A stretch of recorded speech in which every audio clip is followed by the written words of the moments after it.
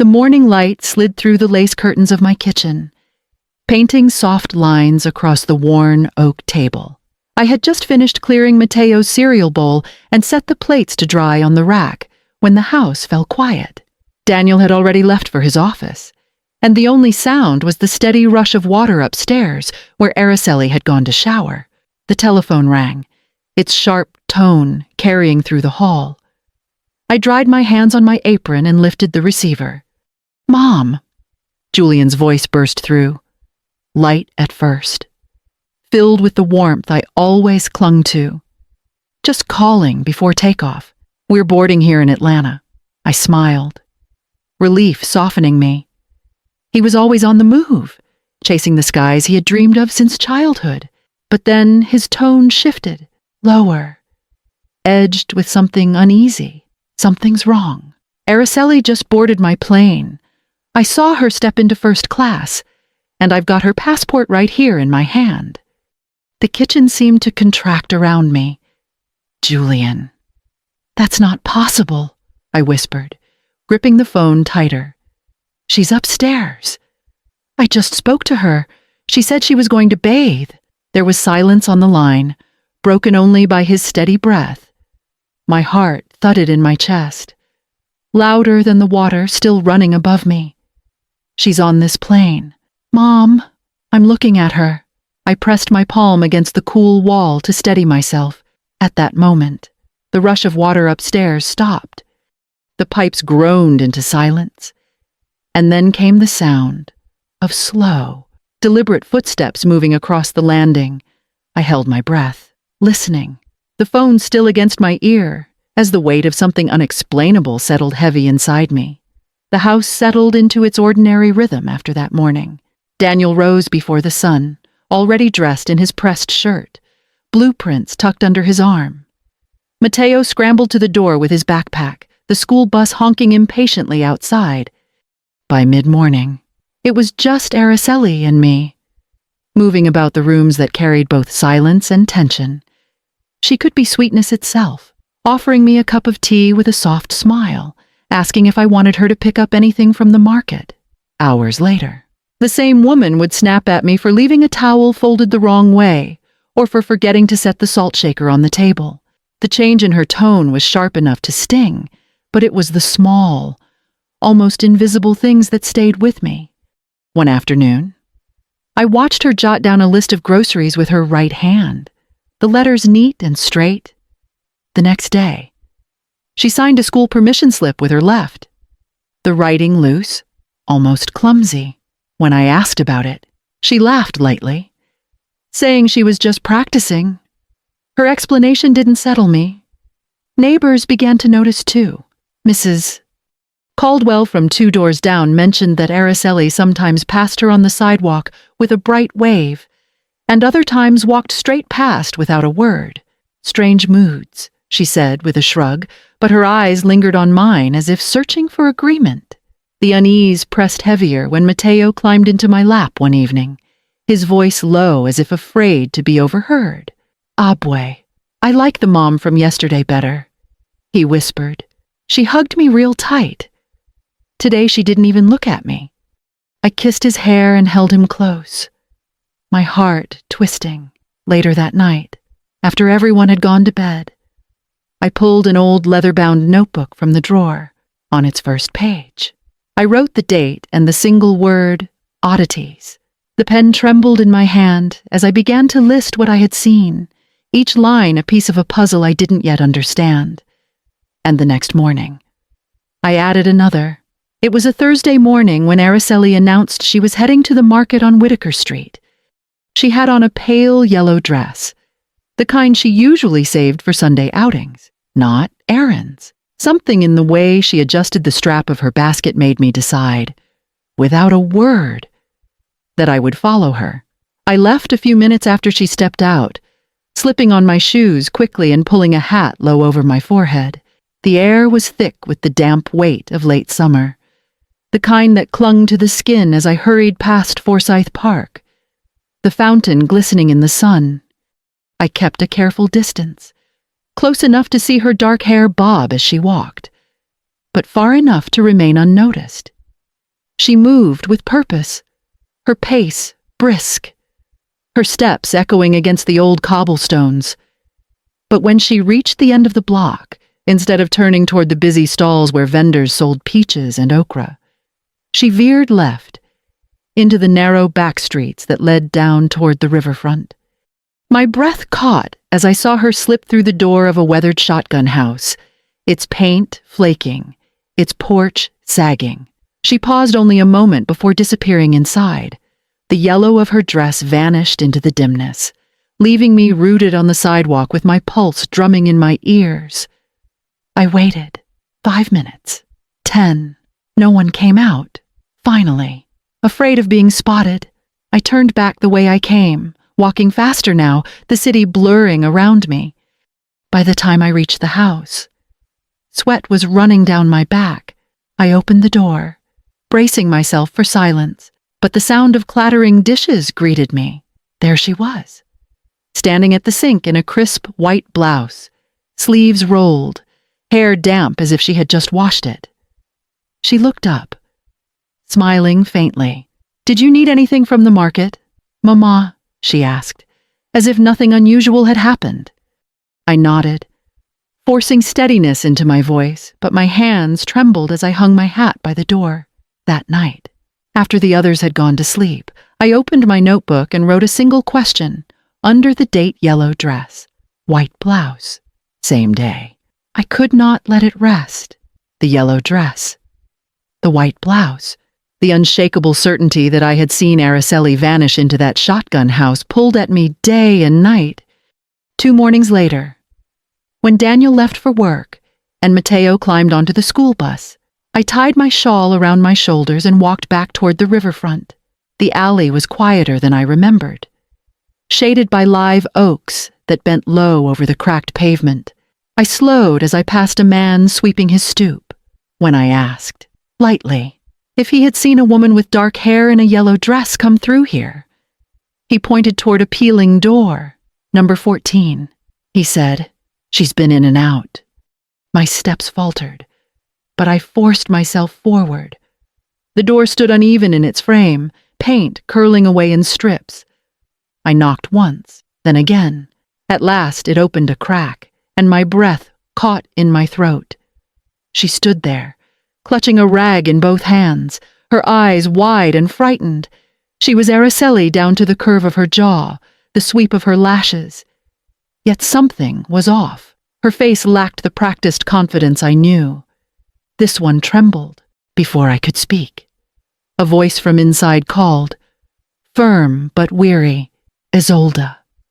"Who is it?" The name hung in the air like a strike of lightning. The woman flinched.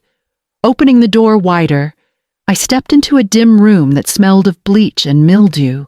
Cracked plaster lined the walls, and in the corner an old man coughed violently on a cot, his ribs shifting under a thin blanket.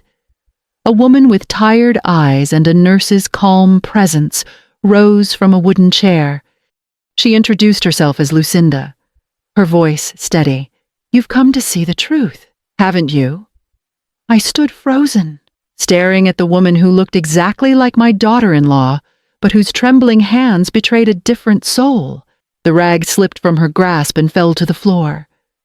Lucinda placed a hand on my arm, guiding me toward the rickety chair by the window. "You should sit," she said softly. "There are things you need to hear." And in that moment, I knew my notebook would no longer be enough. The woman lowered her eyes as though ashamed of her own face. She whispered her name, Isolda, and the sound of it was enough to shake the ground beneath me. I could barely believe my ears. She began to speak in halting words, her accent soft, marked by the Carolina lowlands. She told me she had grown up in a small town outside Beaufort, raised by adoptive parents who worked odd jobs to keep food on the table. There was never enough money, never enough medicine for her father's lungs, never enough calm in the house. She had always known she was not their blood, but they had given her a name and a roof. Years ago, she said, Araceli found her by chance. She spoke of it as if it had been fate and curse in the same breath. Araceli had looked her over, stunned, and then smiled with an offer a few hours at a time. She would stand in for her, pretend to be her. Nothing much. Just errands, a presence in the house, little favors in exchange for cash, enough cash to buy medicine that her father desperately needed. At first she resisted, but her father's coughing fits grew worse, and desperation wore her down. She admitted she had taken the money, had walked into my life wearing my trust without ever asking for it. Her eyes brimmed as she confessed, the rag twisting in her hands until her knuckles went white. It was Lucinda who added the final blow. She leaned forward, her voice calm but sharp as glass. I once saw Araceli in Atlanta, at a cafe near Peachtree. She was with a man named Salvador Quiñones. He's wealthy, influential. They called each other mi amor, as if no one else in the world mattered. The name meant nothing to me. But the way Lucinda spoke, it sent a shiver down my spine. Pieces of my unease slid together into a shape I did not want to face. I thanked them, my voice thin, and stepped back out into the blinding Savannah sun. The city buzzed around me, yet everything felt hollow, unreal, by the time I reached home. My hands trembled so violently I could barely hold my pen steady enough to open my notebook. I could no longer wait for answers to arrive on their own. That Sunday evening, I set the dining table as if for a holiday, candles polished, china dishes laid out, silverware glinting under the chandelier. Daniel came home weary from work, puzzled by the sight, but I urged him to sit. Araceli followed soon after, carrying Mateo by the hand, her face composed into its usual sweetness. Julian arrived from Atlanta, his uniform crisp even after a long day in the air. When the meal was served and the first words of small talk began, I rose and crossed to the door. I returned with Isolde and Lucinda. The air in the room collapsed into silence. Daniel's fork slipped from his hand, clattering against porcelain. Mateo's eyes grew wide, darting between his mother and the mirror image who stood trembling beside me. Julian spoke first, laying a folder on the table with deliberate calm. This is the boarding record. Mom, the passport scan, the flight log. Araceli was on my plane to Paris the same morning she was here. His voice cracked, but his eyes stayed on his brother. Lucinda stepped forward, her voice low but firm. She spoke of Atlanta, of seeing Araceli with Salvador Quiñones, of hearing words no wife should speak to another man. It was Mateo, innocent as always, who pierced the last veil. He turned to me, his small voice carrying through the silence. Abue. Why are there two moms? Araceli shot up from her chair, her face white with fury. I am done with this charade, she spat. I am done with this poor man's life. Salvador gives me what I deserve. I won't hide it anymore. The words landed like stones. She swept from the room, slamming the door behind her, leaving only the echo of her confession pressed against our hearts. The morning after that dinner, Daniel rose without a word and left the house in a suit he hadn't bothered to press. I knew where he was going before he said it. By noon, I learned he had filed the divorce petition at the courthouse in Chatham County. No alimony was asked for. No division contested. Araceli wanted only her freedom, and she took it swiftly. Within the week, she was gone to Atlanta, her luggage packed in the trunk of Salvador Quiñones's car. Her absence spread through the house like smoke after a fire. Every room felt stripped of air, the sound of her heels against the hardwood, her voice calling for Mateo gone. Even her scent lingered in the curtains for a while, a ghost of lavender that made me shut the windows tight at night. Mateo clung to me now. At bedtime, he would press his face against my shoulder and ask where his mother had gone. I told him she had made a choice to live elsewhere, words too thin to shield him from the truth, but the only ones I could bear to say. his small arms locked around my neck, his silence heavier than any tears. I opened my notebook nightly, no longer just listing oddities, but transcribing dates, times, receipts, and scraps of memory that might matter later. Each page felt like stacking bricks on a grave evidence of betrayal preserved in my careful hand. I told myself it was for Daniel, for Matteo, for whatever came after, though grief pressed so thick it felt like the August air that clung to my lungs. Daniel returned home late from work, his shirt damp with sweat and sorrow.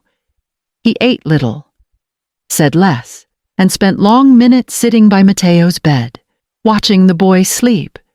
I watched him too, knowing I could not ease the ache of a man whose wife had chosen another life. The house carried on, hollow yet enduring, each day marked by the sound of pencils scratching in my notebook and the quiet weight of a child's unanswered questions. And then, slowly, a new presence began to return. At first, I wasn't sure if inviting Isolde into the house was wise. She came with hesitation, carrying a pot of caldo de pollo balanced carefully in her hands. Her eyes lowered as if she expected the door to be slammed in her face. Daniel barely looked at her, his jaw set, and Matteo hid behind me, peeking out with suspicion, but she stayed gentle. She placed the soup on the table, ladled it into bowls, and quietly asked if Matteo might like to try some. He shook his head at first, lips pressed tight. But later, when hunger won, he ate in silence and then looked at her differently, though he said nothing.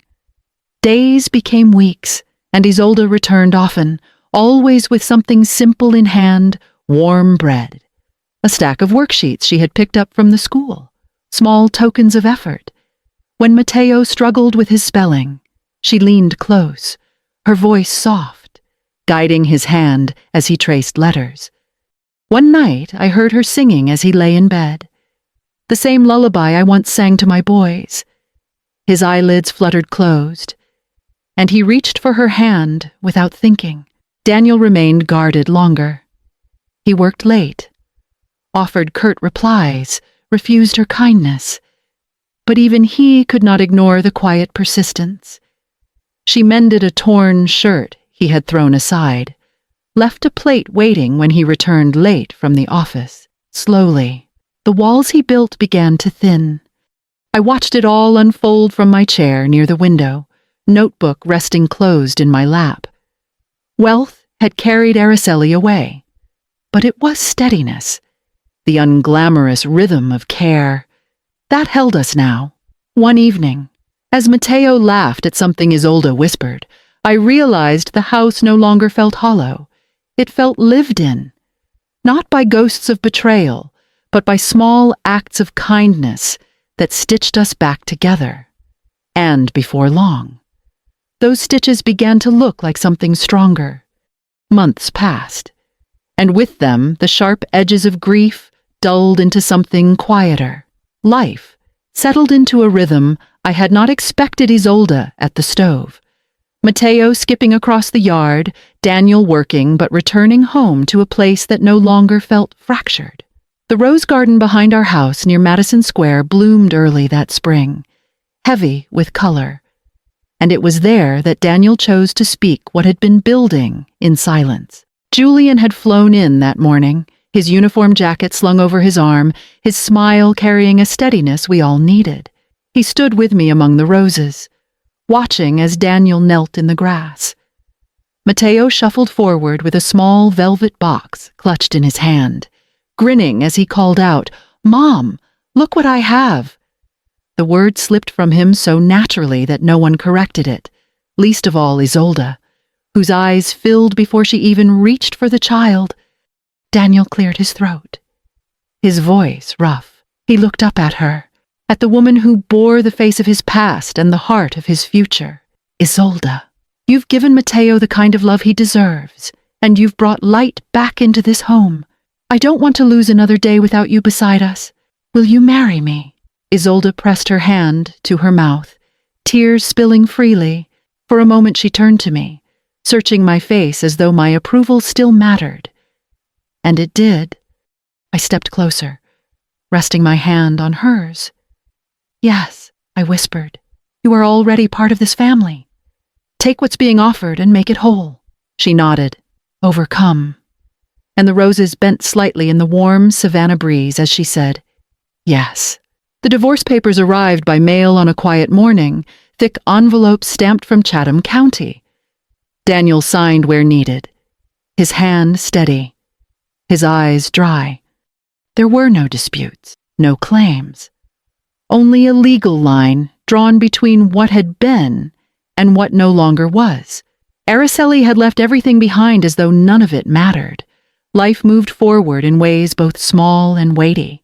I went with Isolde to South Carolina to help tend her adoptive parents, their frailty heavy but their gratitude endless. We brought meals, managed medicines, sat through the long evenings by their bedsides. Each act tied her closer to us, not as a stand-in, but as herself, at home. One relic remained. Julian had returned the passport that proved everything, its edges worn from the journey it symbolized. I placed it in the top drawer of my writing desk, turned the key, and let it rest there, not as evidence to revisit, but as a reminder of what we had survived. The house shifted into something whole again. Mateo's laughter filled the rooms. Daniel, though scarred, found steadiness in work and in the promise of Isolde's presence.